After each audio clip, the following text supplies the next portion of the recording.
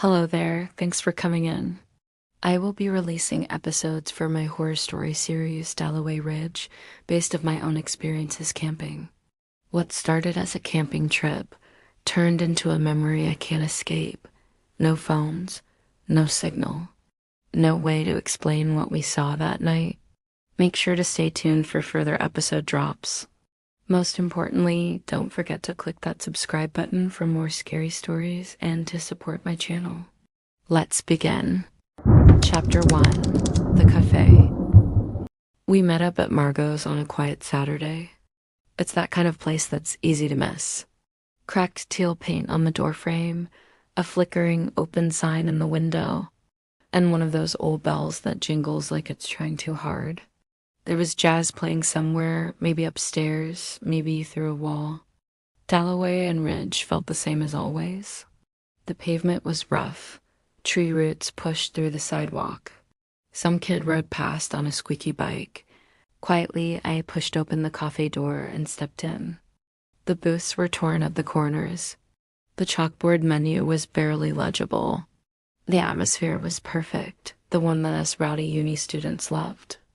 It unsurprisingly smelt like burnt coffee, warm croissants, and dust baked in sunlight. It was the original scent of Margot's Café. Irene was already there, curled up in the corner booth. Zara stood at the counter with Trent as they ordered a list of pastries for us. I thought to myself, they both are like little lovebirds. Pacing forward, I placed my hand on Irene's shoulder. Her head turned and immediately broke into a big smile. Serenity, she shrieked as she leaped up from the booth and hugged me tight. She was my best friend ever since kindergarten. Hugging her back, tears welled in my eyes as a new feeling of excitement plundered inside me. This trip was going to be legendary, camping with friends. What's better than that? One of her iced coffees nearly slipped from the tray. I caught it. Barely. Jonah walked in behind me. He must have dashed across the busy street. In his hands, he carried a big brown paper bag. Of course, we needed food for the journey.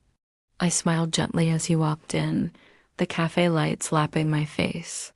I brought food, he said, like that erased the fact he was 30 minutes late. My eyes traced to the busy cars which zipped by. Dalloway Ridge was perfect. It was a place that was of big importance to me. It was home. Martha arrived next, her arms full, flustered, apologizing for traffic that didn't exist. Same old Martha. Often I would joke how she would be guaranteed an Oscar. Told the same jokes we always did. Jonah swore his van could run another 1,000 miles. Zara bet money it would break down before sundown. Irene started listing everything we'd definitely forget to pack. She'd been there before any of us. Me, Jonah, Zara, and Trent laughed at Martha as she scoffed down croissants with bursts of laughter in between. I glanced to Irene's notepad. It lay on the wooden desk with scribbles of equipment, gas burners, chocolate, water bottles. The list flowed across the page. Still for a while, everything felt right. We talked, laughed, even joked about the stupid moments of those tiring uni nights. Essays and assignments flooding our evenings with work and misery. Ugh. For one thing, I was glad that it was over now, glad there was no more work, glad that I had supportive friends. Then she reached into her bag and pulled out a folded sheet of paper. It seemed like a map, something which held a mysterious weight. Jonah gently breezed my hand with his eyes fixed to me. I smiled back, of course, doofus. Trent, Zara, and Martha burst out laughing like maniacs again. But our laughter died out as our eyes fell at the map Irene was holding in her hands. Her eyes glued to the spot in excitement. A map, drawn in pen. A red circle just north of Maitland, Richard Creek, she said. 65 miles out, off-grid. Just trees, blue skies, quiet, said Trent. Sounds reasonable, right, Jonah? Jonah responded eagerly, yeah, why not? I mean, the more secluded, the better. We all can make barbecues without getting a fat officer chase us down. Gently contemplating my decision, I said, Guys, I think this place Irene is showing is literally perfect. It's better for all of us, plus who doesn't like a bit of unexplored wilderness? Ugh, Serenity has a point, said Martha while she glanced at Irene. Examining our expressions, Irene smiled, and I recall her saying, "All right, guys, location sorted, ...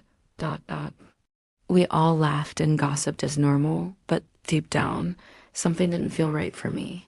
I shrugged it off, must have been the caffeine overload, or so I thought. As we finished our coffees, we grabbed our belongings, phones, headphones, gum, and the usual. Martha dusted of the crumbs of pastry on her dress, whilst Zara helped me pick up all the wrappers on the table. "Serenity, I gotta talk to you," she whispered. She held my hand and led me to a corner of the cafe. "Something feels off about Richard Creek. I'm pretty sure I heard of it on the news, or I'm just bugging." She hushed. Feeling a pump of adrenaline inside me, I held Zara's hand and said, "Zara, I feel the same." "It's so unusual, Richard Creek. It sounds like a military unit," I said. Immediately, Zara cracked a smile. "Thanks, Serenity. It's just my nerves acting up," she said.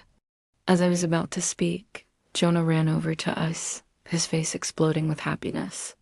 "Well, ladies, what are we waiting for? Let's hit the road." Glancing over his shoulder, I saw Irene, Trent, and Martha, already clad with heavy bags, tapping their feet impatiently.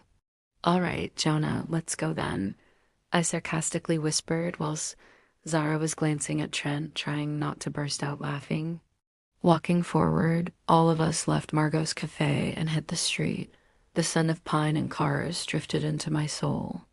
We were going now, leaving Dalloway Ridge. Our journey was about to begin.